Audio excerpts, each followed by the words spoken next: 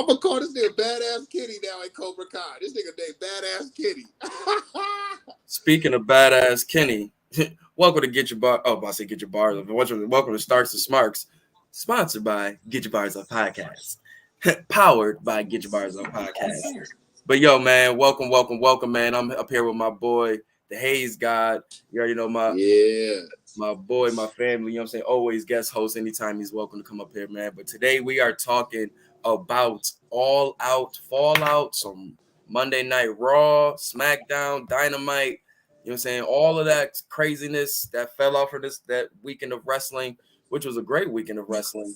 But just a lot came from that. And let's start with it, man. Let's start with All Out, man. All Out Fallout, man. We had the media scrum that has shaken the world up and all of that such and everything that's happened after that.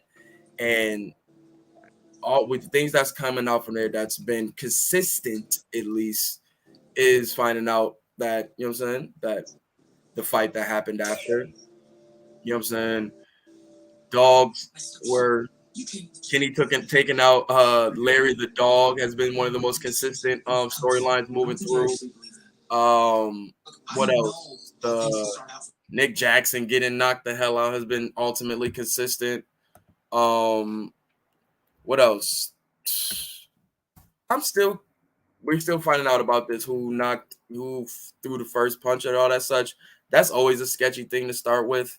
You know what I'm saying? But other than that, man, it's the S.T.A.R.K.S going, you know what I'm saying, interview with a vampire on Kenny Omega. But other than that, it's been not too much that's been leaking out, but a lot of people have been clamoring to find out what's the actual story. So I guess from my point, I feel like people are trying to find who they can blame.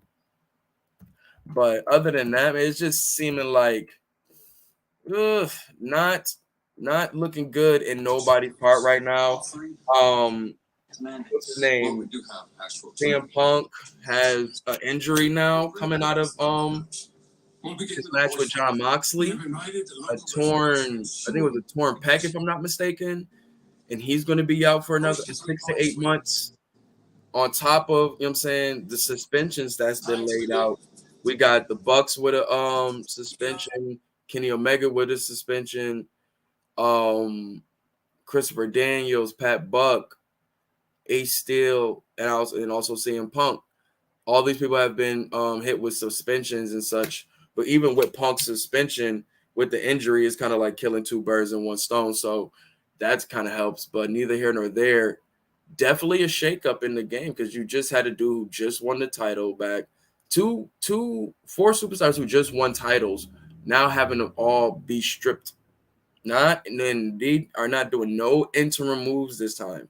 So I'm actually happy with that because I don't want to see this in Punk's situation definitely, but the trios kind of sucks. But neither here nor there. I'm just kind of happy that it's some accountability being taken, or not even accountability. It's just some repercussions being taken because this is just getting too out of hand. And like everybody say, man, it's kind of like the inmates are running an asylum where that's what a lot of people feared with AEW, where a lot of the wrestlers were in top spots, you know what I'm saying, calling shots and shit like that. And that was a scary look for some people, but they were moving and grooving. Everybody, it was all gelled well until Cody left. But neither here nor there. We are here, man, and it's looking nasty on all parts. Like, I'm gonna keep it tall. Like, I wonder where Hangman stands in all of this still, with this kind of him kind of igniting the flame. But we don't know what was happening backstage for him to ignite that flame. But neither here nor there, man. It's been really, really crazy. Really, really crazy. It's taken over so many storylines that should be the focus. Coming off All Out, like MJF returning, that should have been one of the biggest things, but nobody cared. But I don't say nobody cared, but it just got overshadowed. But we move on from there to AEW Dynamite, where Tony Khan announces that the titles have been stripped or vacated, as you say. And Now we have a tournament for the AEW World Title, which has Sammy Guevara, Darby Allin, Jon Moxley, Chris Jericho. Am I missing anybody? Jericho. Oh, Hangman Page and Bryan Danielson. So we got Danielson versus Hangman Page 3. We got Darby versus Sammy Guevara on Rampage. Now that match with what's his name? Danielson and Hangman Page, their chemistry is amazing. Like it really is. Like I can't fathom that as much as I can, but they really get busy in the ring together. But the decision for it to have Danielson go over Hangman Page, Yeah. It's very telling of the direction they want to go right now. Like it's seeming like in another story that came out is that they had a meeting prior to this Dynamite show with Moxley, Jericho, and Danielson, pretty much kind of like the OGs, just what I'm saying. I feel like what Jericho was talking about during his part of the media scrum, where you're just saying like we got a good thing here, we got to learn how to move a little bit more professionally and such like that in certain spaces and such. And I feel like that was kind of like what the conversation feels like, especially when you got those three guys leading that conversation. I see what coming off of Moxley's promo, seeing Danielson's win, and like what Jericho said at that media scrum is looking like they're getting a lot of the true vets, the true like the guys who really got the real training to move as an ambassador, as a leader and such of a locker room and as the brand. They feel like they're choosing the right guys, and you can tell like I think at the end of what was it? At the end of who's match? What was it? Was it Jericho match with Danielson? That How far back are you trying to go? Like, are you like for the media scrum? Like how yeah, I'm far sorry, I back? just put all out, but it's just little pieces of the puzzle that's showing me that these type of guys are trying to get a hold of the locker room, trying to clean it up or just realign it, because at the end of the match, he was like, nobody is going to take my locker room or take the locker room away from me. I'm the leader, like kind of in that ilk of what he was saying. And it was just very telling because it was just like, okay, heard you, but random.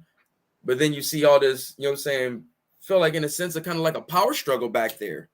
And for Jericho to say that, it seems like he's trying to put a foot down. Whereas like I've been here since day one and I had a job here since day one to kind of help these new guys get acquainted with, working on TV and working for these companies and such like that. And I feel like he's been doing his, job. He's fell off course here and there, but he's, still pretty much at the foundation, wants to make sure the young talent and all that such is getting ready and staying, sharp while they're on TV and such. And same with Moxley with that promo he had with MJF. Amazing. What was your thoughts on that promo?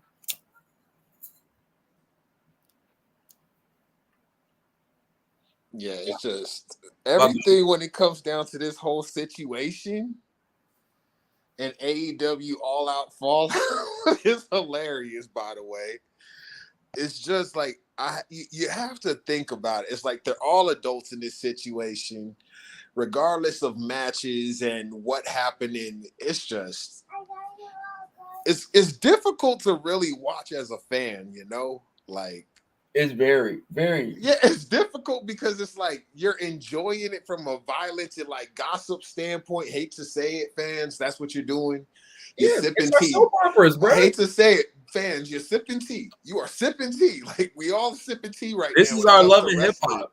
Yes, the days of our lives, guiding light, bold and the beautiful, young and the restless. Yes, that is what wrestling has become. Wrestling is the soap opera now. We can't say it's always been like that for real. Right. That is very true. In kayfabe or outside of it, we love the drama. Yeah, very true. Exactly. And it's just now because now it's not just dirt sheets no more. It's like dirt sheets could make up stuff and people will believe it, right? Yeah. Now you get this straight from the source. You see it in live. It's in your face. All this stuff that would be on a dirt sheet. And a lot of stuff kind of stems from it, though. Because you remember, like, CM Punk pretty much during the scrum, he called the dude out from Wrestling Inc., who I guess had a connection with Colt Cabana. It pretty much started like asking him, yo, do you still rock with bro and all of that Right, stuff. but yeah, but you so like some yeah, people but were saying that look where it got us, bro. Look where we are at as wrestling fans right now when it comes to AEW. We worry more about what's going on outside the ring than inside the ring right now. That makes no sense. That makes no sense. Perfect example on Dynamite. Wardlow calls out internet fans for saying that his momentum has died. Bro, you don't do that. You don't. That's like Seth Rollins. What was that, like 2019, where he was just like public enemy #1 on social media. That's like him going on social media like, oh, you guys don't like me as a baby face? The internet doesn't like me as a baby face? Like, it's just crazy just to hear with these people, because at the end of the day, like, y'all are grown. You have this persona and y'all don't stay in persona. And then next thing you know, when you get the two twisted, it's like, yo, bro, you just dissed us because we're not cheering for you or mentioning you online. Like, bro, like, you weren't part of the biggest rumble to possibly make AEW crumble. You're okay. You don't need to be up in the headlines right now with your title. You're all right.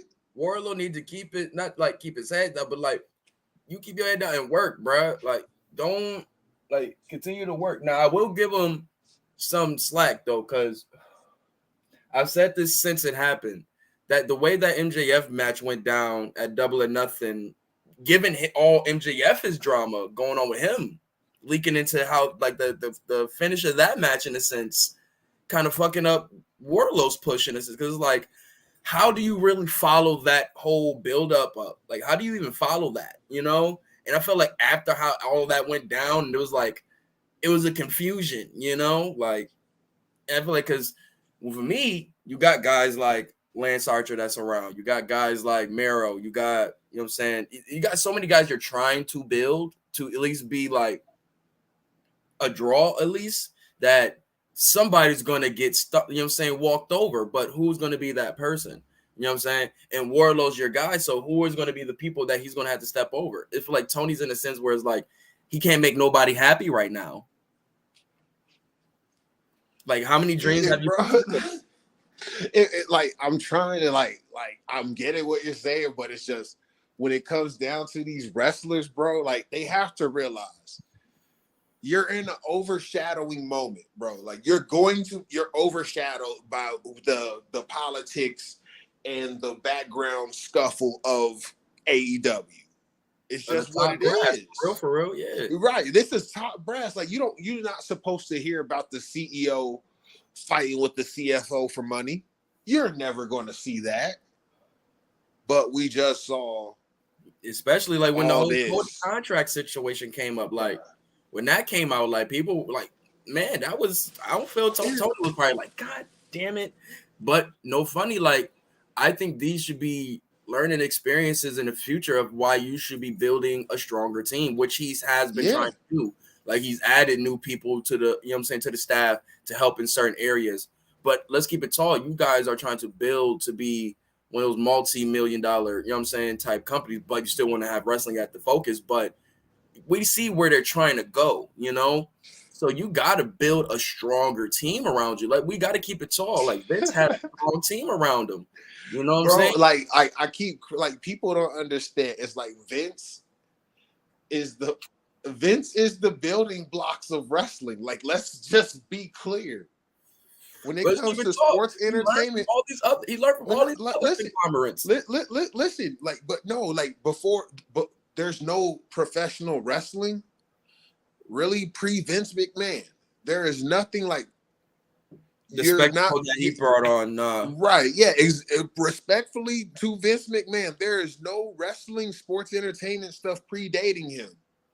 that we know of that we could probably look back and possibly find something, but no. So everything Tony Triple H encounter, Triple H has an edge up because he sat next to the man. He's the son-in-law of the man who founded and created professional wrestling and sports entertainment. Steph too. She learned, you know what Then I'm saying? again, yeah. And then you got Tony Khan, billionaire, this, that, and then next thing you know, what happens? He's encountering problems because you just started something, and your direct competition is the creators. I heard somebody say a great statement. I heard somebody say a great statement. I think it was my John Rocha from check his podcast out. Really great analyst on movies and wrestling and all that good stuff. But anyways, he said that Triple H right now is like the rock in the sea that everybody crashes into right now. And AEW is like pretty much we're coasting on the sea and kind of took the sea's power for granted. It ended up, you know what I'm saying, crashing into that rock. And can they repair? They can, but it's up to them to make sure they got the right people to be on that team to build. You know what I'm saying? Like, because they don't want to, I feel like they're in a space right now where they can sink if they don't really make the right moves come out of this. You know what I'm saying? And going forward. Correct. So they definitely need to play. Once again, my main thing I feel is if they had a stronger team, a lot of these things wouldn't be happening. If you had stronger PR, if you had stronger, you know what I'm saying, officials around you, talent relations, all of that such, a lot of these things would be, you know what I'm saying, a little cleaner. But Tony feels that he had, you know what I'm saying, some of these wrestlers had the right, you know what I'm saying, wrestlers can be able to work with wrestlers and all of that such. It's not looking like that. And right now, like, because I know we're speaking from a Smarks perspective, and I appreciate that, you know what I'm saying? But it's just you as an employer, all you can do is go off of these people's words. Right. All you can do is go over these people's words. That's all you can say. You know what I'm saying? And next thing you know, what happens? All these people, they become your employees. So all you can do is check the references. All you can do is check the fucking references of people that's going to say positive things so they can get into your company. And then you got to see the kids play. You got to see what the kids did. It's interesting because I seen a video, like an old Being an Elite video that they had. It was like the Bucks, Omega, and Cody, and somebody asked them about CM Punk. This has got to be like 2018, maybe. Oh no! So, bro, they were putting him over crazy. Yo, we would love to work with him. I think they were asking, yo, would y'all like to see him join Bullet Club or something like that? And they were like, hell yeah, pretty much. They would love to work with him and all that such, bro. It's just crazy to see how all of this is happening now. Kind of like. Sometimes you can't meet your idols, bro. Sometimes you cannot meet your idols, yo. When your idols become your rivals. Crazy, bro. Fucking insane. Because it's like, yo, let's keep it tall, bro. Like, I'm going to be honest. I feel like it's so many people in the wrong here. Whereas, like, I feel like nobody should really be getting, like, fired. Per se, because I feel like there's so many people in the world. You can't, like, even if you want to send a statement of firing them, like, this is zero tolerance, it's going to impact the company so bad, it's not going to recover. Yeah, bro, because it's like, it's all the top talent. Like, this isn't one player. You don't have one Antonio Brown. You had four. You had four. That's a crazy way to even think about that shit. Yeah, you had four act the ass on you. And now what is the new headline? I don't know. Hopefully this is photoshopped by Dre himself. Shout out to 5 Pod Splash. But please tell me that Young Bucks reached out to WWE is so photoshopped. I've been hearing about that, but I don't believe it. I don't believe it.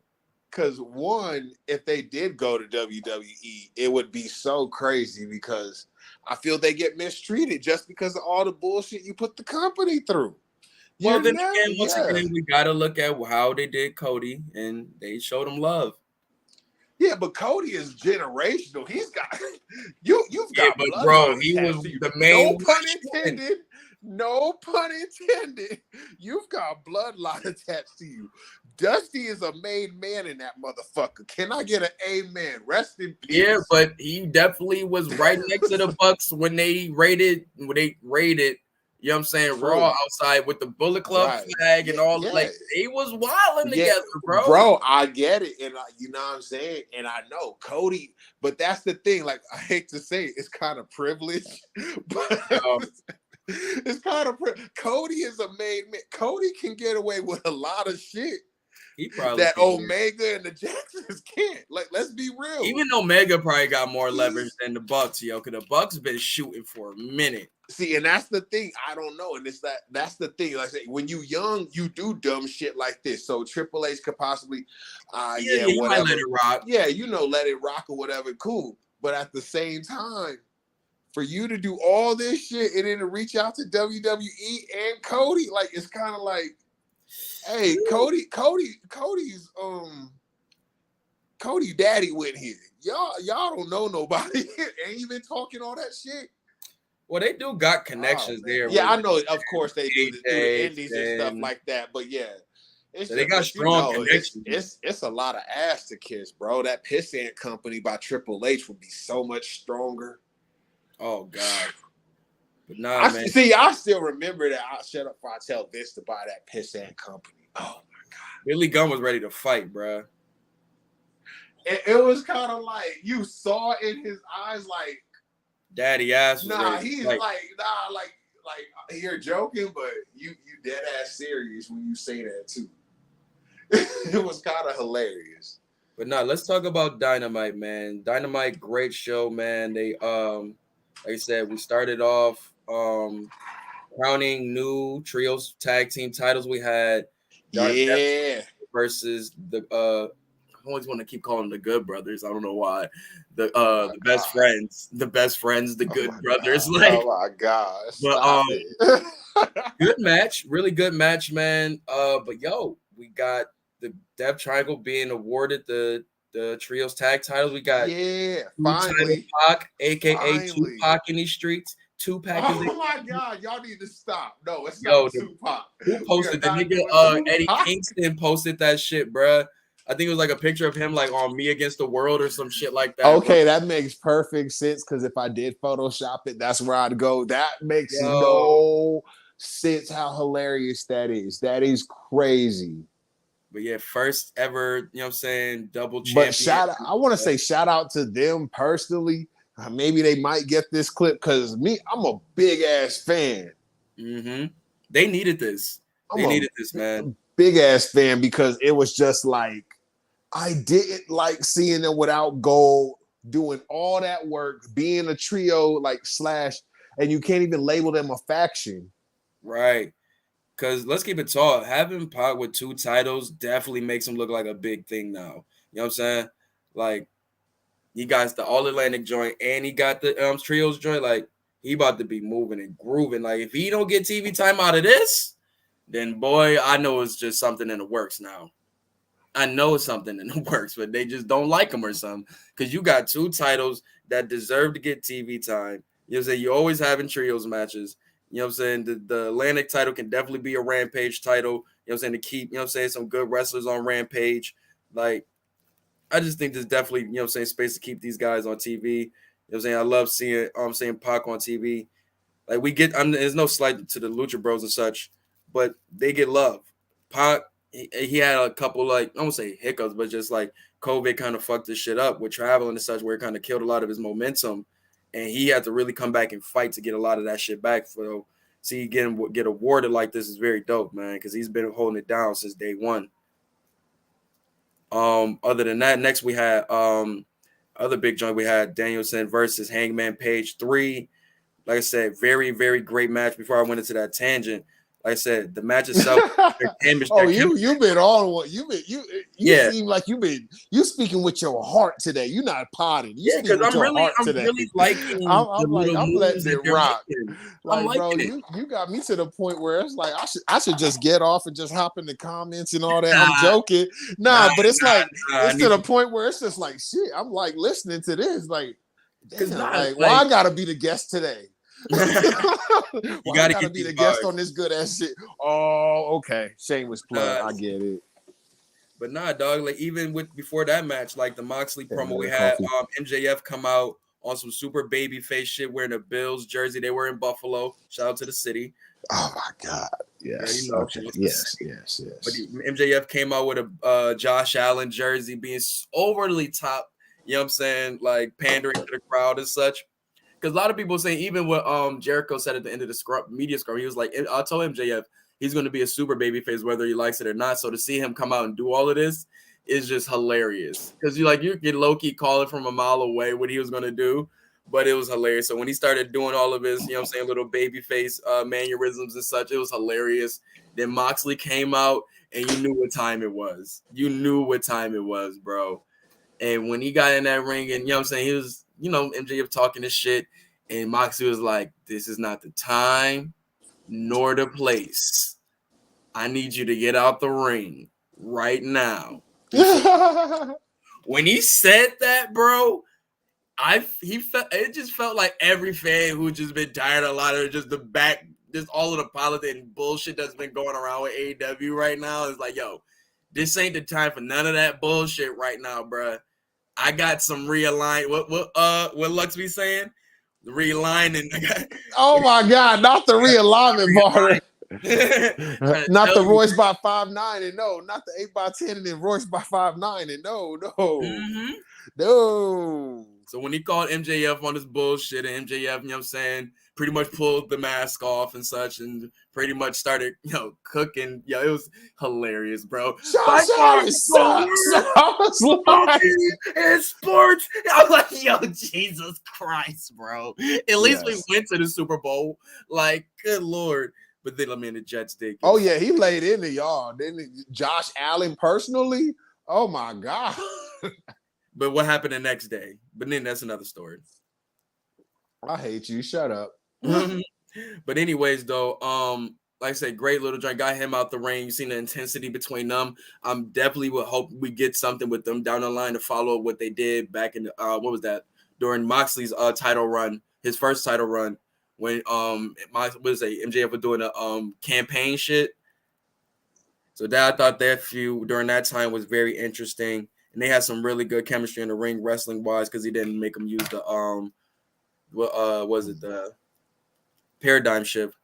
Long story short, though, after that he comes out and just pretty much just start having a really good promo about just becoming a legend and pretty much like taking the ball and saying like, yo, if nobody wants to like take that ball and really, really take the responsibilities of being the ace of AEW, then I'm gonna be that. And he's talking about like, yo, I'm gonna be that legend. Like it's like it was one of them promos, bro. Like it's time to be legendary time. Like, yo, this shit. Yeah. I don't know where. Yeah.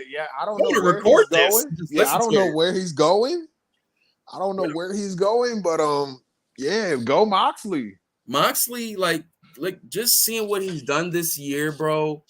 And like anytime he's given the ball, and what you were saying, like he's saying he wants the ball. And when he was given the ball the first time, amazing run, and to see what he's done, even without how you see like with basketball, like what can a player could do with the ball. You know what I'm saying? Yo, when you got the ball, you do all of this stuff, but what is your game like when you don't got the ball? What's your off-ball game like? You know what I'm saying? Like, can you be able to, help the team in other different ways and such like that, And I feel Moxley has done that immensely. Even when this interim shit that he had to do, he knocked it out the park. Like, he did everything, and I feel like he encompasses everything that CM Punk tries to do, but it doesn't come off that way. For Moxley, I feel like he has that respect in the locker room. He has that respect in the ring. like he has respect in the industry that like this dude is somebody who really takes this shit seriously and who knows he's a star, but he knows it's something he can be able to push and help with the industry. He doesn't just take his stardom for granted, you know? And I feel that's what I felt everything coming from that promo, man. And I just got to give him like a shout out for that because he's definitely in my top 3 for wrestler of the year. Look, Like, I gotta say this real quick. I just gotta say it real quick. Go ahead, bro. Moxley just transcended with that promo. It's like, yo, what his best promo. That was his best promo. You're cutting the shit out of yourself already, sir. What the fuck is next? What are you gonna do? Like are we breaking bones in the ring? Are you like literally like every time you wrestle somebody getting snapped, crackle, and popped? That's about all you could do. Wow. I don't know what this man is going to do next. He doesn't have a heel role. He don't, bro. I feel so sorry for him. I don't know what's going on. I don't know if that's the key to the promo. I was just like, maybe Moxley just woke up and said, you know what? Fuck being average and just went off. Either way, I'm fine. Yeah, I love it, bro. Like for me, coming off of that, man, knowing he's in the tournament definitely made himself, you know what I'm saying, a big choice to see he might be a person that can take that title again and continue his reign. And I wouldn't be mad at that at all. But then you got Danielson. And him, like I said, him having taken that win over Hangman Page in a great match just showed the direction they're going in, you know, like it's like, all right, it's looking like it might be either, you know what I'm saying, because we're going to see Danielson versus Jericho. Like Jericho had got like a bye and Moxley had got a bye. So we're going to get Danielson versus Jericho 2, which is good storyline wise, coming off of what happened at All Out. And now it's going to have like a title contention over it now. So it's going to have more stakes to it now. On top of that, then you got, you know what I'm saying, what I was hoping for. Yo, what's going on, Fraz? Now I was hoping for. Oh, what up, Fraz? Is he showing up or what? He want to be ugly. Okay, he don't want to come on the pod. Okay. Yeah, I know you say he was at work. Okay, never mind. He not ugly then. Good job, Fraz. But I know we had Darby and Sammy Guevara go down on Rampage. Another good match, man. Their chemistry is just out of this world. Anytime they get in the ring together is usually good to great. Like they have amazing chemistry together, man. But surprisingly, Sammy Guevara went over with the help of Anna Jay and Ty Conti. Very surprised because I was definitely hoping to see if we get a sequel to what would be sequel or the trilogy at least of Moxley versus Darby. And I really would have loved to see that. But Sammy and Moxley is new, so I can't be too mad at that fresh matchup. So I should see how that goes. That can be a slaughter or it can be a really, really good match. It's no gray area. Especially after that promo. Like Moxley gonna go in there and just like paradigm shift and we out. Like, but not from that. I'm interested to see where they go because the culmination is going to be at the Grand Slam pay-per-view on the 21st. So I think they're doing both matches next week on Dynamite. So I'm very interested to see what that's going to be. Shout out to Albany. They're going to get a great show. We had Toni Storm versus Penelope Ford, which was a really good match, man. Happy to see Penelope Ford back, getting, you know what I'm saying, some good reps in, especially with Toni Storm. She's really looking really good in the ring. She's always been very talented, but she's like bringing the actual like skill and, you know what I'm saying, some great wrestling moves to it also, man. Shout out to her. Toni Storm, there's nothing else you can say good about her. You know what I'm saying? She's always going to, you know what I'm saying, bring the game to the, you know what I'm saying, bring her A1 game. I'm trying to think anything else important that happened on Dynamite outside of the main event. Trying to think. Am I missing anything on Dynamite? No. Okay, yeah. So then we had you already had Moxley promo. Yeah, I was like, outside of Moxley promo, Danielson and Hangman Page, and then like I said, Toni Storm. Then like I said, you had that. The Death Triangle, the 6-man tag match, and then like I said, you had Daniel Garcia versus Wheeler Yuta for the ROH Pure title, and Daniel Garcia's home, Buffalo, New York, and who intros him? West Side Gun. Come on, bro. Like, dog, I was not expecting to hear that on TNT. Bro, I'm trying to tell you, it shocked the world. It was like all of a sudden when you recognize the song, it's like, hey, whoa, hey, what are we doing here? I was like, let's go. Like, what are we doing? Buffalo is Buffalo wherever we go. Like, you already know, like, niggas was turning up in LA having to fight Ram fans out there, bro, and holding their own out there, man. Shout out to my Buffalonians that took that trip. It's like, are we talking about crack selling music on TNT during wrestling hours? Okay. It was lit. I was like, let's go. As soon as I heard crack, we trying to get crack off the streets. Don't you condone that bullshit on this? You gonna have some little white kid crack like is whack. Crack enamored, is whack, like boom, boom, boom, boom, dad. No, but that intro was dope, man. For Daniel Garcia, man. He came out. Wheeler Yuta had to follow that, which was crazy. But yeah, it was just I felt bad for you. He had to be the heel during that match, bro. It was no bro. Yeah, you was a complete like I don't even like saying the word, you know it, but it's like in a wrestling term for the crowd, you were Tom Brady. You were a full op. You were a full op. So whoever it could have been Hogan. Hogan could have walked. Well, he obviously for good reason would have been an op too. And but Buffalo don't. It could have been. You could have got 92 Sting to come through there, and he would have been an op and a heel to the crowd too. Shit, even he had everybody. Bryan Danielson himself could have came in, and you know what I'm saying, and it would have been the same. Oh, bro. Don't even go start there. Oh, are we talking? Are we talking about the match, or are we like? No, I'm just saying, like if they would have wrestled in Buffalo, because he had he had his own little part too. Right. So, but I didn't know if we were already there. But no, what I'm saying though is that the people were over. They were chanting, "Let's go Buffalo." You had seen a bunch of red hoodies in the front row, all like fourth row hoodies and shit from West Side Guns throwing support. It was dope as fuck to see. I'm seeing niggas from my old hood that I used to know back in the day. You know what I'm saying, on AEW TV, bro. I'm like, this is fucking lit, yo. Shout out to Buffalo, man. Shout out to West Side Guns. Shout out to Daniel Garcia. But him and Wheeler Yuta put on a great match, as they always do. And it's not to kind of downplay what they do or anything of that nature. But oh shit, my bad. Frasolino. Oh, he did show up. Oh, he's not. He's not ugly today. Today. Okay, he showed up. I podcast. It don't matter where I'm at. I podcast. You hear me? Hey. Don't matter. On the road. First of all, let me get my bars off real quick, just in case I cut off. Yo, Ari, I gotta shout out your boy Daniel Garcia.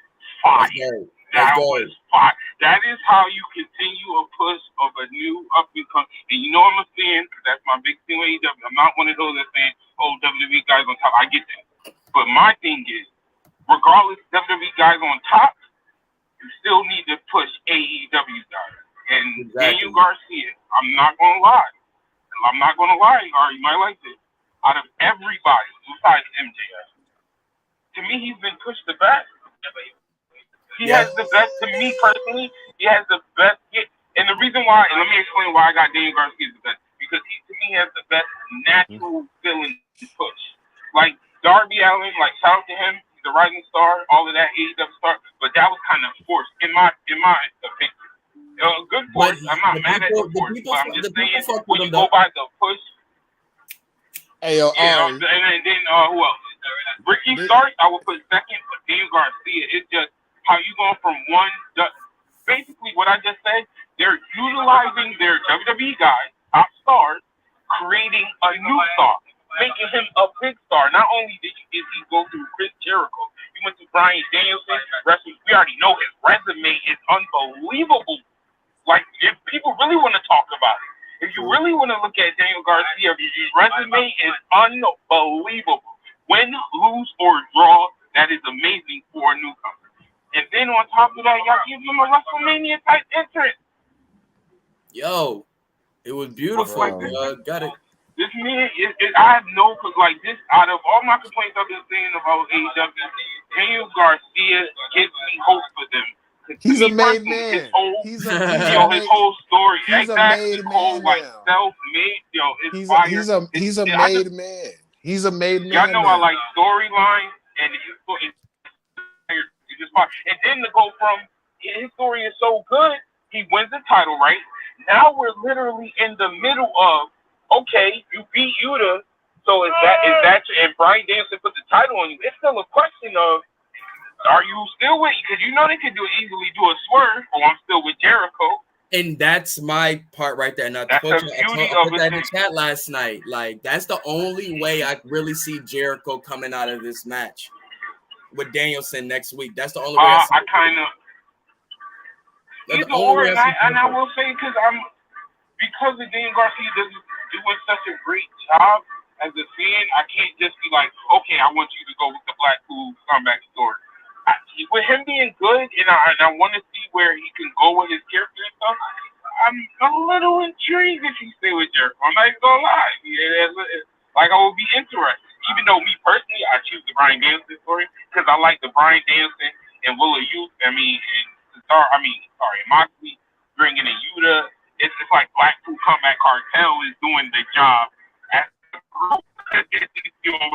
Blackpool Combat Cartel, I like it. Wow, that's some gangster shit. That's a whole different take. I like it. I'm sorry. Regal moving bricks. That's in my GMO Regal Wars. moving bricks on us. Okay. But to follow what you're saying, the reason why I'm 50-50 on where he goes, because at this space, you're definitely right. He will be valid wherever he goes right now.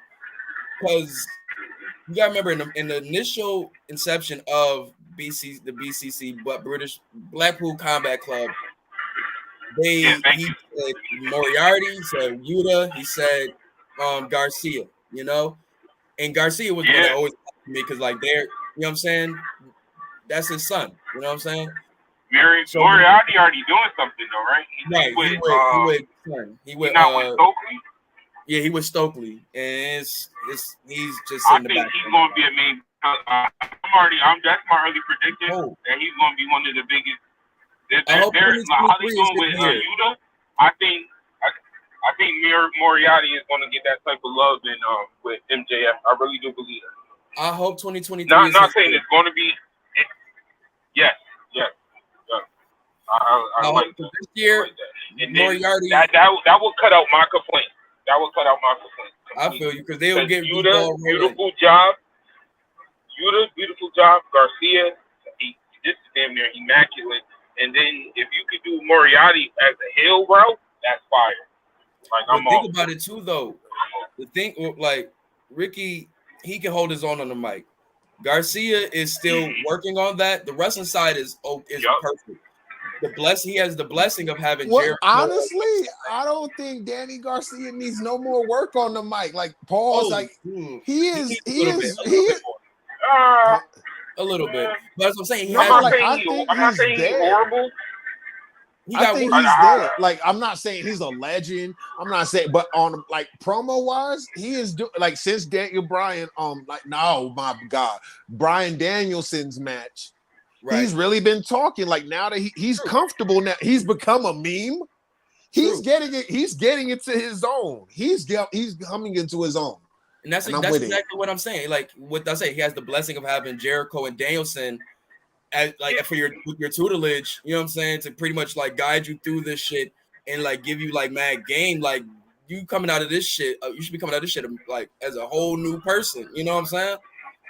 But, and that's the only reason why I'm not going to say he's there is because he got to officially establish. Like once he's done, or to me, when he think if he's going with Danielson or Jericho, when we get that after that, is what you do. Like you don't have the promo that fully match the character swag he's creating. He's creating swag right now. Like variety. That is moment. Like what?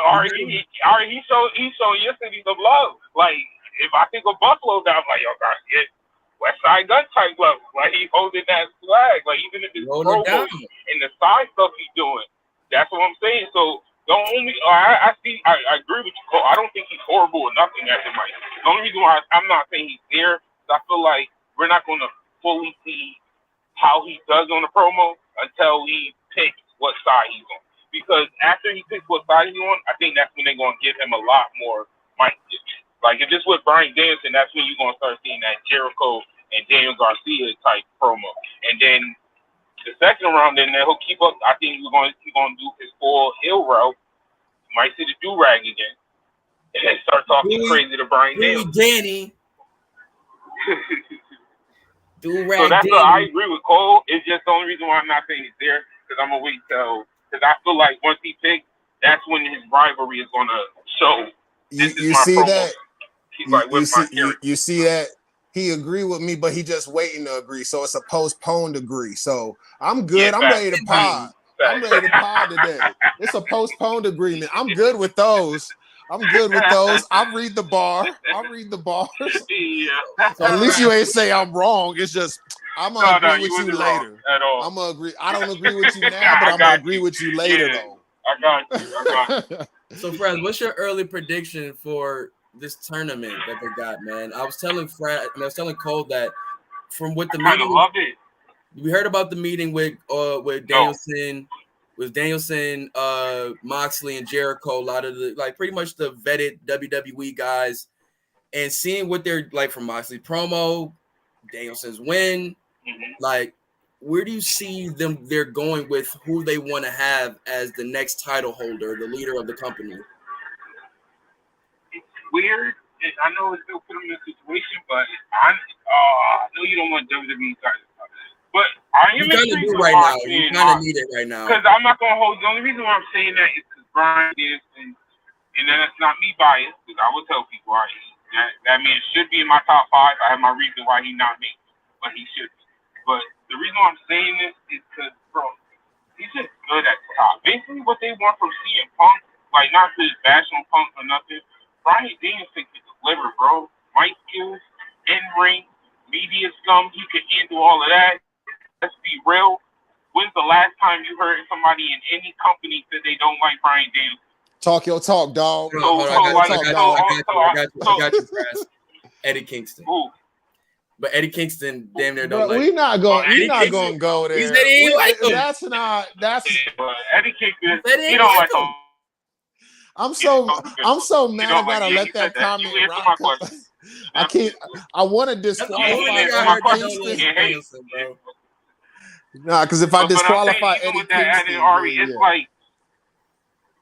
it's like business wise. Let's go beyond the wrestling, which we don't even have to talk about because it's fucking Bryan Danielson. Let's be real. He can handle matches for days. He's known. He's world known. And let's be real. You can put him on any card, and we think main event. You put him on any. That is the Bryan leader of the Danielson is the perfect guy. And another thing why I like Bryan Danielson at that position more than Punk, because AEW thing is really size don't really matter, blah blah blah. I feel like Bryan Danielson backs up his statement. And let's keep it tall. He picked up some size over time too. He ain't little Daniel from back in the day. Obi Wrestling Podcast, bro, he can be heel or face at a drop of a dime, and nobody's gonna complain. Once again, I'm gonna say it on mine. I'm gonna say it on your podcast. Big Show is looking at Bryan Danielson and said, "That's how it's done, huh?" What? So that's how it's done. you can just turn face to hell and they gonna be with you, and nobody gonna say you doing it too much. Nah. Yeah, and it's I think that's what I'm saying. This is the time to pull that trigger, bro, because I think it definitely will make everybody chill because this is somebody. And it helps. And he's in the perfect positioning. One of your top stories. So now, if let's say, now low key, I'm a fan now. Now let's say Daniel Garcia do join with Jericho, and Bryan Danielson beats Jericho. Now you're even pushing Daniel Garcia to the moon. Imagine that your boy, if Bryan Danielson wins, automatically, if he's not the next one, he's the one after. Daniel Garcia is involved in the AEW World Title picture. So that's a win-win for a lot of people, bro. Bryan Danielson is the win-win. If you're not going to put it on, I hate to say it, right now, because of all the bullshit, you need a safe person. And I'm talking about behind the scenes. Everybody loves Bryan Danielson, minus Eddie Kingston. but everybody, I'm talking about New Japan, WWE, they still fuck with him over there. Like, Triple H might get a little mad because that's the one guy he probably wants back. The smallest indie program to your most biggest program of WWE. That man, Bryan Danielson, he pleases both crowds. Like, he's an indie guy. He's a WWE popular. Like, I don't understand why he's a locker room leader. Exactly, bro. Nobody else should get that time. Did you see I would say Jericho, the story that Jade put up? Jade had put up a story that's saying that Bryan Danielson was talking about pretty much like distractions and such from apps and such, how this generation is so distracted. Oh yeah, about leave her phone alone. And pretty much it's like, yo, delete your most Miss telling her like, yo, delete certain apps, and she deleted Twitter. No, she said delete one of your like just giving people pointers on how to just, you know what I'm saying, get their career just in certain better spaces. Like, he's just such a great leader. Moxley's such a great leader. Jericho too, man. Literally helped. Not only is he helped making the star in the male, he's helped training and building your female. Like, bro, he's doing what Finley did. It's literally to a point. Fuck kayfabe. This man deserves the title. Like, what else can he do behind the scenes to say like real shit? That's the one guy. That's the one guy. I think when MJF was complaining, didn't he even take out Bryan Danielson out of that equation because he understood? When he was naming, he named Mark Henry, he named, of course, Punk, and he named two others. Why was it Bryan Danielson not named? Bryan Danielson you can't be mad at bro. That's all I'm saying, bro. Can't be mad at bro. Nobody else fits that right now. And then so even imagine, can he come back? Bryan Danielson, can he? Like, bro, anybody you can name on the AEW roster, match up with Bryan Danielson, it either makes the other person look good or that's the main event match. Like, nobody else fits, bro. Nobody else. Even Y2J over Y2J. Nobody else fits. And like I said, I wouldn't mind a continued Moxley run personally, but Danielson is that's fire. That's fire. Yeah, I'm not both are deserving. Both are very deserving. Moxley put in sweat, blood, and tears, literally. So I'm not mad at that, and I'm not saying crazy. That's a big fit as well. And then the third person, MJF. Like, let's be real. MJF. Like, he's somebody who's hated, but he's like, once again, CM Punk is looking at MJF and like, oh, that's how it's done. Because MJF could be hated, but he's so hated is loved. And that's people behind the scenes. It's not like just wrestling fans doing that. Behind the scenes, they know how good he is. Just like Bryan Danielson. Jericho put him over amazingly. Like, he talks about him like those three right there. For sure, bro. That's the thing. That's what I said. Like, for me, that's why I'm not mad. That's why I'm not mad at Moxley versus MJF right now. Like, times like this right now is why these WWE guys are here. Because you need these guys to kind of like, yo, no, this is how things need to be going. They've been here before. Like, you know what I'm saying? Like, low-key, they've been there before. And when you talking about on this like level of a company for WWE, especially, niggas drop like flies. That's why I think I remember you saying that you like they needed this to happen to them, and I kind of agree. Like, get this type of pain out the way now, so you have to learn from it. Because WWE shows you, bro, look what y'all dealing with. What y'all learn with it involves the WWE guys. So it's like, at least you learned it now. Like, let's be real. Like, and that motherfucker wasn't too well liked over there. So, but neither here nor there, man. I don't know. That man is done. Yeah. So let me ask you a question. I don't know if you asked the question on here. Do you think he's getting fired? Doing my show. Okay. But yeah, my bad. Go ahead. Do you think he's getting fired? And my second question is that if it was your company, would you fire him? I'm gonna keep it tall. I feel like everybody's at fault in this situation, from Hangman to Tony I'm not mad at that. To CM Punk. Like, everybody is at fault in this situation. It is, like I said, it just needs to be a learning experience. It needs to be a learning experience for all of them, you know. because hearing from like with Punk saying pretty much this is pretty much a premeditated, you know what I'm saying, call out that he was going to do. You know what I'm saying? Tony kind of just sitting there, letting it rock. You know what I'm saying? The Bucks and how they acted on it, and all of this nature, bro. It's just all Hangman doing what he did. Like all of it was uncalled for, bro. All of it was uncalled for.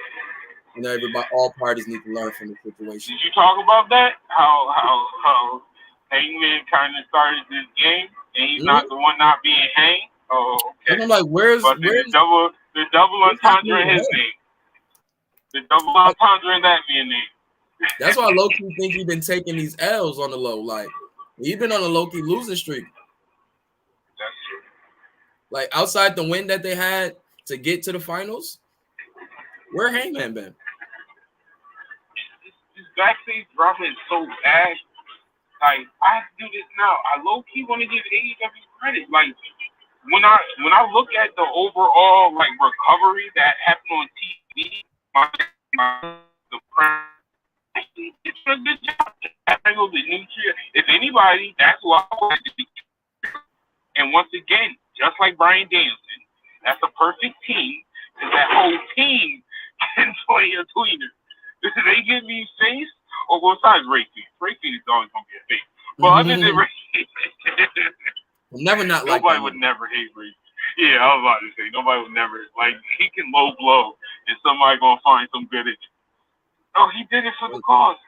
Did you see the flip he did though to do it? Other than that, I'm loving that. And then Moxley and MJF, they continue with that. I'm not gonna hold you. Like you said, they needed it, Ari.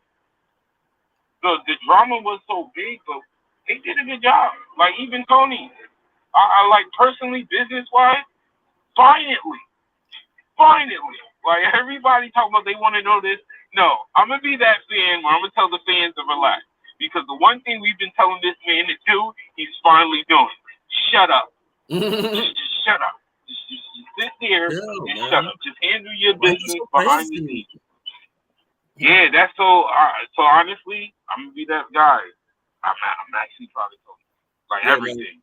Like the outcome, your main event title picture. You got two people that are there to wrestle, and they will do their job.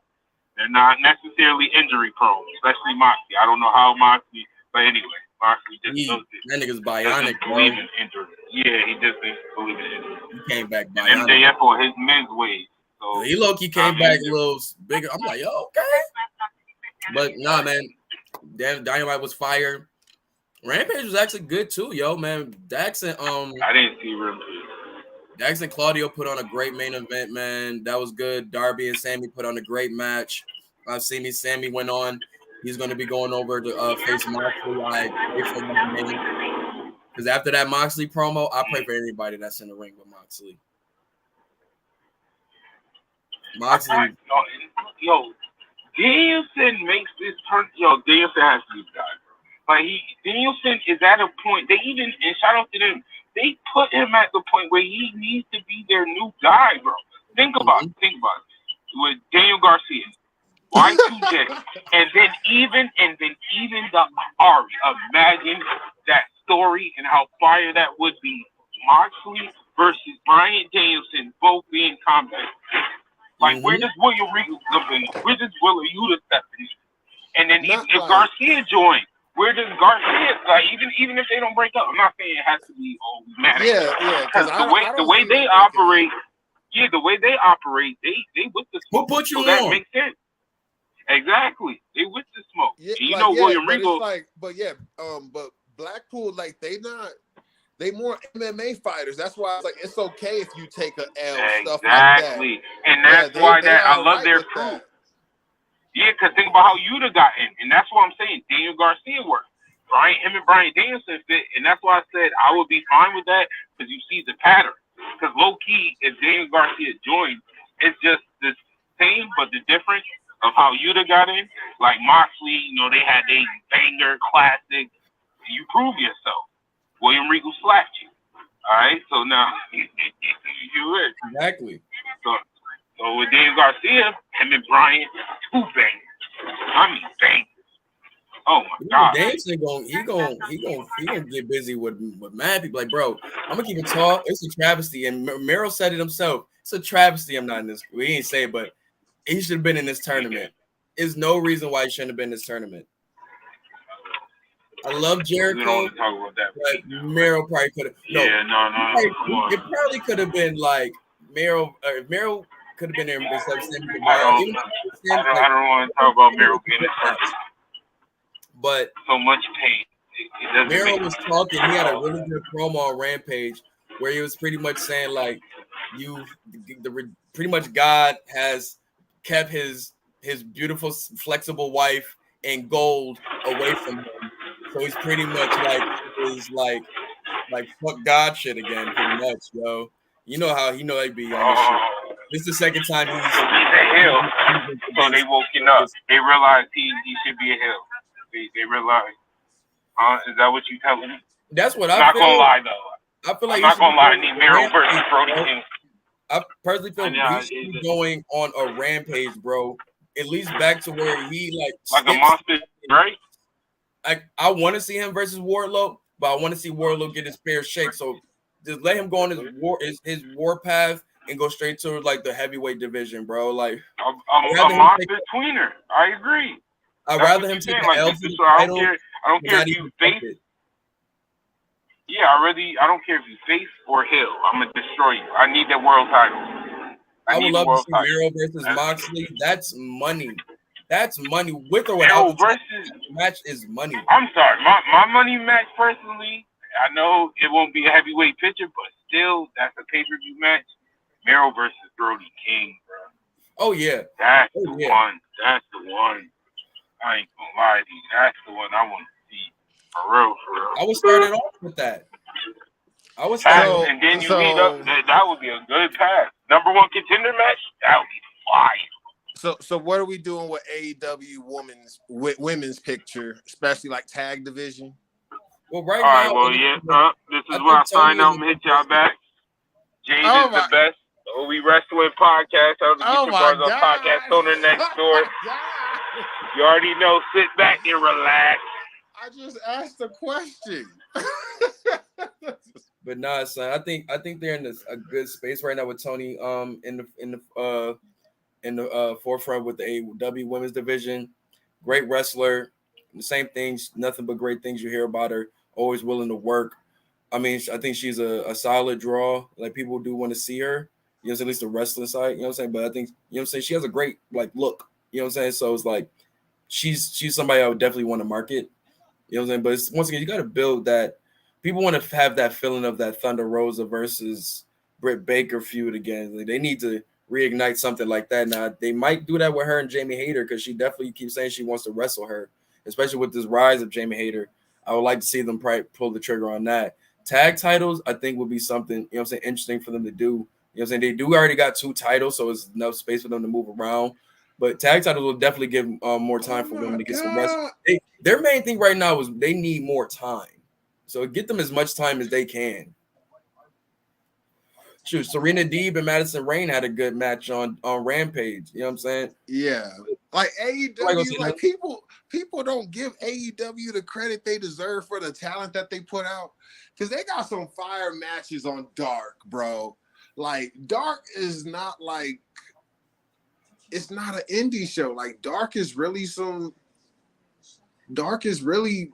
if you want to follow AEW solely and know what's going on, continuously, bro, Dark, you get Moxley goes off on Dark.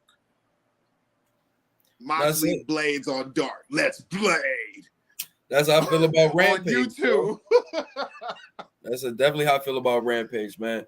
But let's move on from AEW, man. Let's talk about on the WWE side of things, man. We got the fallout from Clash at the Castle. So we had a lot of returns and all of that such, man. Let's start with Monday Night Raw.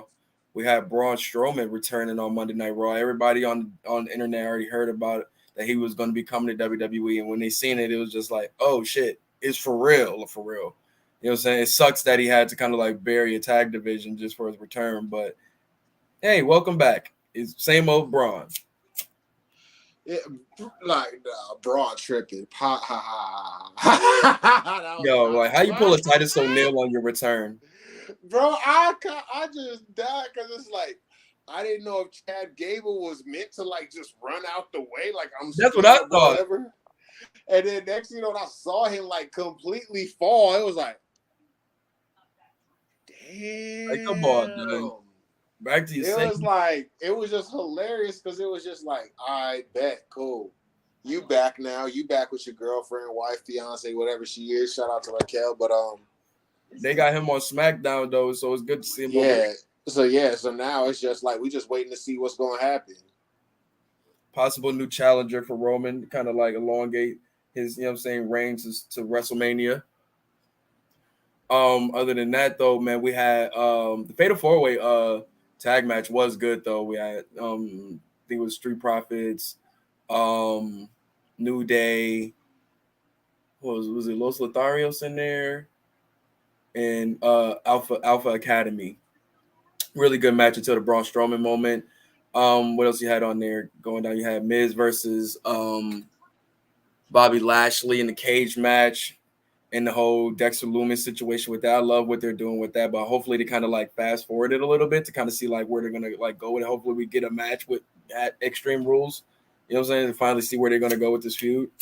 But I'm just interested to see what's the next, build up for Extreme Rules though. You know what I'm saying? Because with that, interested to see what's next for Bobby Lashley outside of this Miz feud. You got, with the Usos, what's next for their tag titles, who's going to come out for the win with that situation. I'm trying to think who won that match actually on SmackDown. You know who won that match on SmackDown? The tag title match? I mean, the tag I was about to say, we know where the tag title is for SmackDown. The tag title. Hold on, give me a second. You want to try Raw too? Like what? Wait, what? So which match are you talking about? The tag title contention. But I got it right here though. So yeah, here we go. It was the number one contenders match for where it go? Pardon me. Oh, was it on this joint? Or did they announce it for another one? I might be missing it. Well, let me just go down the card. Because I remember this. I actually do remember the card. Because this was fire. Imperium versus the Brawling Brutes. That match was lit, dog. And I knew they were going to get this match on SmackDown, just seeing that Imperium was back full strength. And, Brawling Brutes, already got the three of them. And they just, this intensity between them already has been at an all-time high. And that match was so, so nice, man. Hopefully we can definitely get a rematch with Sheamus and Gunther at Extreme Rules or 3-on-3 at Extreme Rules. Either way, I'm going to be, definitely watching. And you had Imperium going over them. Definitely want to show them, with Gunther as your champion, make sure to show that his team is strong too. But great match. The crowd was super hot for that match, as they've been coming off of that 5-star match that they had at Clash at the Castle. Then we get, Solo Sikoa getting introduced into the bloodline.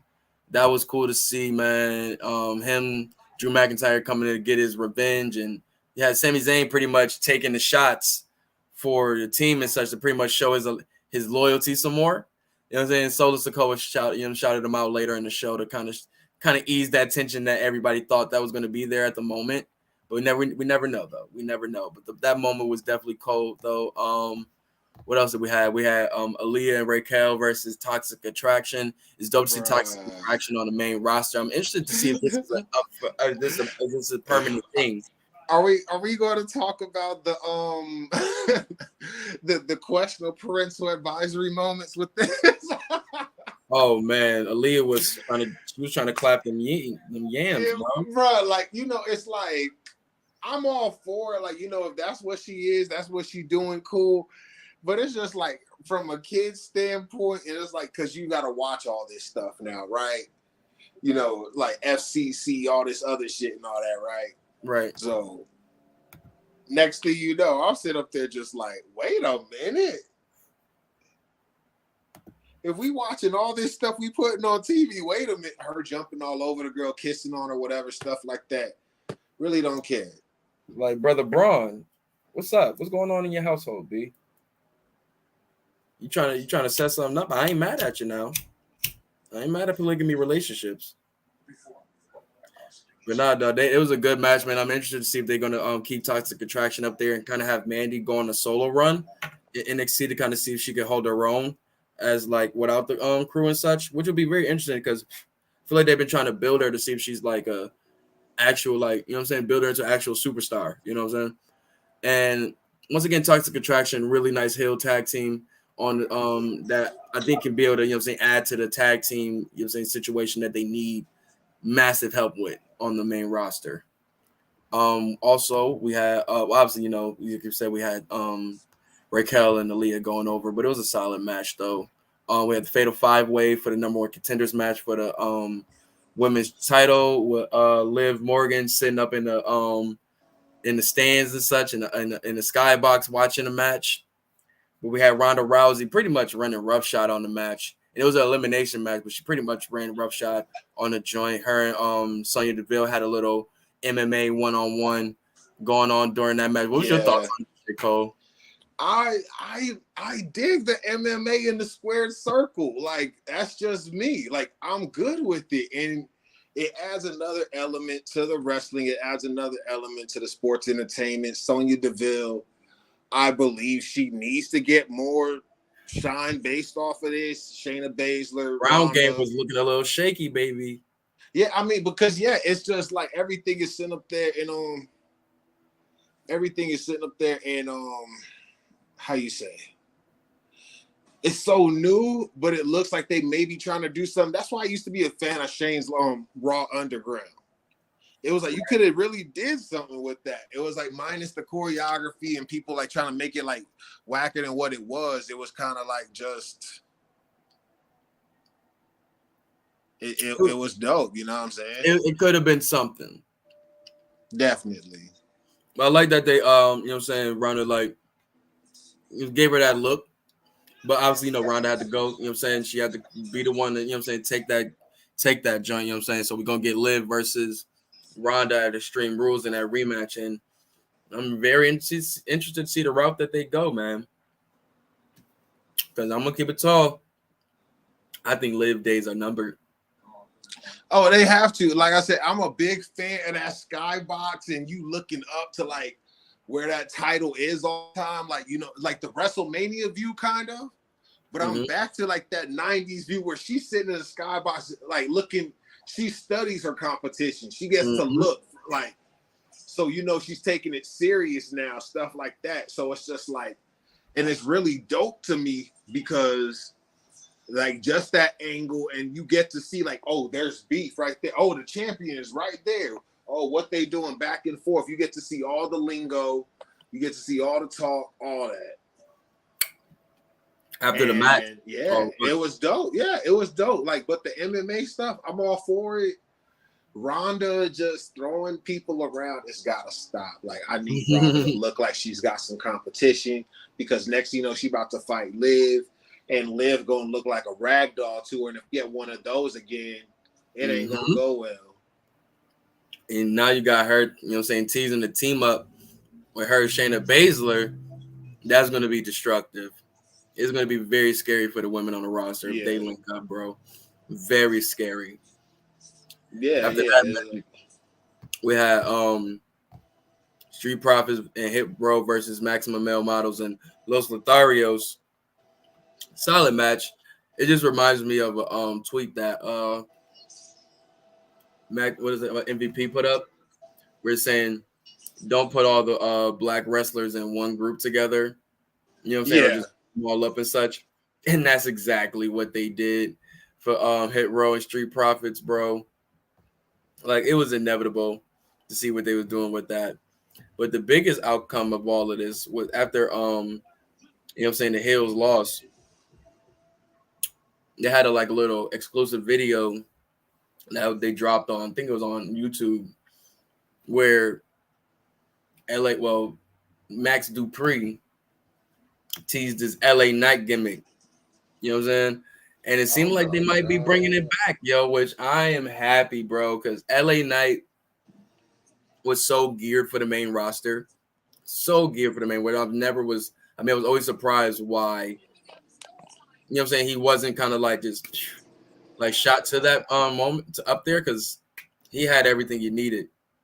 But looking like they finally gonna like steer him back to that, you know what I'm saying, situation because this whole maximum male model thing is not for him right now, bro. Like he's doing what he can do with it, but he can do way more by himself. Yeah, Braun Strowman coming back on SmackDown, pretty much steamrolling over the Alpha Academy. I really wanted to see him and Otis go at it, but seeing him powerbomb Otis the way he did was just amazing to see. Just an amazing feat of strength because Otis is big as hell, bro. Like, in the way Strowman like just lifted him up like he was like a regular like cruiserweight or some shit like that is insane, bro. Yeah. Strowman, literally monster among men, bro. But I hate to see Alpha Academy get buried like that, man, because they're such a great team. We already know our boy. Sheesh, please. Oh my God, that stuff is so over and hilarious. Where it's just like, you know, it's over when other people who don't watch wrestling. Mm-hmm. When other people who don't watch wrestling, them Yeah, motherfuckers are sitting up there using it. Yeah, like it's on Twitter and like people like, "Sheesh, please." And I'm like, oh my God, you don't even know. So then in the main event, man, we had Drew McIntyre versus Solo Sikoa. Great match, man. Solo, you know what I'm saying, got a lot of great moves in there, man. Drew McIntyre, obviously, great person to be in the ring. Really good match, man. It was good to see Solo get the shine, you know what I'm saying, on his debut, man. Great match, though. But the ending, whoo, Karrion Kross comes out of nowhere. Well, first you had the who came out to interrupt the match. The what's their name? The Street Profits were interrupting the match and such, and Sammy was helping and such.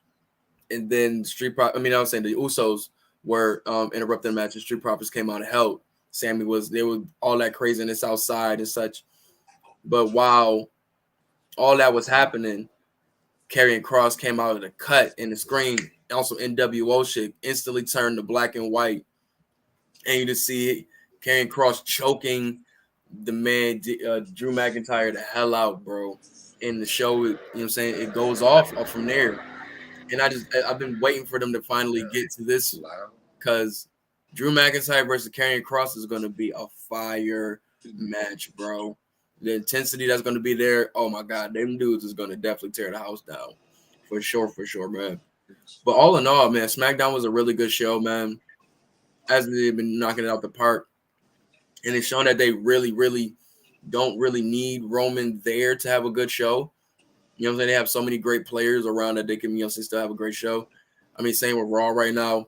They both been knocking it out the park, man. Shout out to Triple H and the team, man. It's another great show in the Triple H era, man.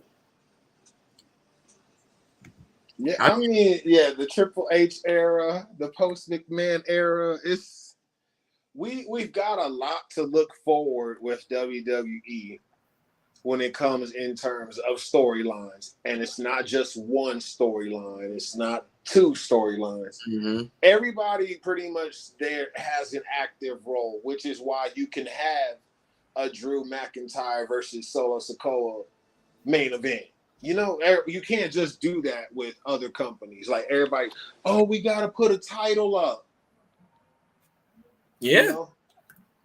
So just forgot some things on Raw. We had Dominic Mysterio finally aligning himself with Judgment Day, man, and you had Rhea Ripley saying, "Turn my boy into a man." Dom the sub. It's nasty work, bro. It's nasty work what they do. No kink shaming. If that's what Dom want to do, then that's what Dom want to do. No kink shaming, bro. And y'all saying this is Eddie's son. Eddie would never. Oh my God! In front of Ray, it was like, oh my God, you fans are wow. Well, they was wilding. I was like, looking at the fans, like, wow. They was bugging out, bro. And shout out to Dominic for just keeping a straight face, man, because that was that's sick. But it was just, oh my God, it was just that turn so far is crazy. So then out of that, man, we got Damian Priest versus Rey Mysterio. Yes. And then you had Dominic and Rhea Ripley distracting Rey Mysterio to give Priest the help to win the match and such. Then Ripley, announced there's going to be Dominic and Edge going on next week. I'm interested where this is going to lead to, man, because I would love to see Dominic and Rhea versus Beth versus Edge at Extreme Rules. That'd be fire, bro. We got to get Beth and Rhea in the ring together. That'll be fire. Because Rhea can't keep doing this shit to these dudes, man. Edge going to have to call wifey, bro. He really going to have to. She got to, like. But, yo. She got to. Kevin Owens, I said this earlier, yo. Kevin Owens has really been knocking it the fuck out the park on these episodes of Raw, bro. With these promos and these, like, the way he starts the match where it's like, well, this is the moment where such and such says such and such, and we start the match, and then, like, the ref comes out and all of that. Like, all the things he's been doing on Monday Night Raw has been so fucking smooth, bro. That I really can't wait. You gotta give people their credit, man. Mm-hmm. Like, when this, hopefully he gets something in his Roman, like he gets his, his spin around the block with Roman, because the way he's going, bro, he needs something, bro. He's low key your MVP on Raw right now, for sure. Right now. But he went over on Austin Theory in a really good match, man. Like I said, I'm liking that they're giving Austin Theory some burn and such on some good heel moves, heel heat. But he's also having some good matches too. You know what I'm saying? Not just, just winning in some real corny shit. Next, we have Bianca Belair finally challenging Bayley to a one-on-one. You know what I'm saying? Obviously, she got pinned by Bayley at the Castle, but we finally get that one-on-one match we've been waiting for almost a year and some change, bro. I can't wait for that match at Extreme Rules. Cannot wait. Not even going to call who I want to win. I'm just going to watch that joint as a fan. No funny. And we also got Johnny Gargano finally getting his return to the ring next week. I can't wait to see that. You know what I'm saying? Finally hit the ball rolling with him. And then we had Seth Rollins, you know what I'm saying, to rejecting Matt Riddle's demand for a rematch. But more than likely, we're going to get that rematch. You know what? I'm not mad at it. I'm all for the heel shit. You don't get your rematch. You don't get to go home happy. I'm done with you. I'm done with you. Yeah, I choose not to be locked into this rivalry. And then in the main event, had Bobby Lashley going over Miz with a pinfall. And obviously, Miz almost won the match. He literally was out of the cage until Dexter Lumis just popped out from under the ring and scared this man back into the ring. You know what I'm saying? And then obviously, what's his name? Lashley took advantage and, got the win with the spear and retained the title. But after the match, you had Lashley, trapped with Miz in the cage. He had trapped him in the cage with Lumis. And then you just had Lumis just choking him out and just did the little creepy, head stroke to close the show. So it's very interesting that they ended both shows with dudes getting choked out. Like, that's just a very interesting, way of telling y'all stories on different shows, but it's kind of like the same at the same time. Shout out to them, man. Very, very cool writing, man. For real, man. But I cannot wait for Extreme Rules. The build-up right now is looking very nice right now. Very fun. Very intense with certain feuds, man. I'm definitely interested. I look up, we might get a Street Profits versus Usos rematch at Extreme Rules, hopefully. You know what I'm saying? But on that note, man, like my niece said, it's almost getting dark. So, she the executive producer. Yeah. So on that note, man, thank you for everybody that put up. Shout out to Fries. Thank you. Shout out to you, bro. You always love pulling up, talking with us, man. Say hi to the people, y'all. Hi. See? Okay. Hi. But yo, you already know what it is, man. S.T.A.R.K.S Smarks, episode 5. Follow me at Ari Starks, man. Follow Get Your Bars Off Podcast, Get Your Bars Off Pod on Twitter. That's where you'll find S.T.A.R.K.S Smarks being posted. You know what I'm saying?